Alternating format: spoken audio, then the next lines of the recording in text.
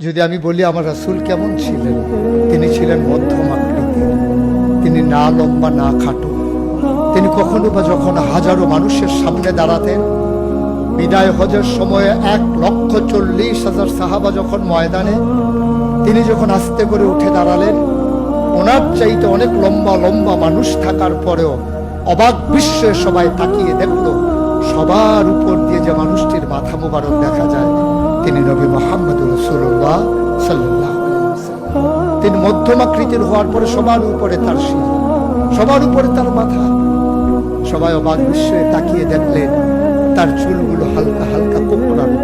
তিনি কখনো বা যখন চুলের ভিতরে তৈল দিয়ে আছড়াতেন, অবাক বিস্ময়ে মানুষ তাকিয়ে দেখতেন, মনে হতো চুলের মাঝে যেন মৃদুমন্দ ঢেউ দেখা যায়। তার কপালটা ছিল চওড়া শুভ্র, তার চোখের ভ্রুগুলো ছিল ধনুকের মতো মাথা, তার চোখগুলো ছিল টানা টানা ভাসা ভাসা, তার চোখের পাতাগুলো ছিল গোলাপের পাপড়ির মতো। তিনি কখনো বা যখন চোখের পলক ফেলতেন, অবাক বিস্ময়ে মানুষ তাকিয়ে দেখতেন, মনে হতো মৃদুমন্দ বাতাসে গোলাপ পাপড়ি দোল খাচ্ছে।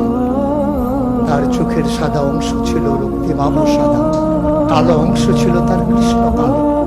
তার ঠোঁটগুলো ছিল গোলাপি রঙের, তার নাকটা ছিল খাড়া, ছিদ্রগুলো ছিল ছোট ছোট, নাকের নিচে ঠোঁটের উপরে ছিল চিকন সরু গোঁফ। তিনি কখনো বা যখন মুচকি হাসতেন, তার গোলাপি রঙের ঠোঁট দুটো যখন একটু ফাঁক হয়ে যেত আর দাঁতগুলো যখন বের হয়ে যেত, মানুষ অবাক বিস্ময়ে খুঁজত কোথাও যেন বিজলি চমকিয়েছে। তিনি যখন প্রচন্ড গরমের মাঝে ঘেমে সিক্ত হতেন, কপালে তার মুক্তার দানার মতো ঘাম জমে যেত।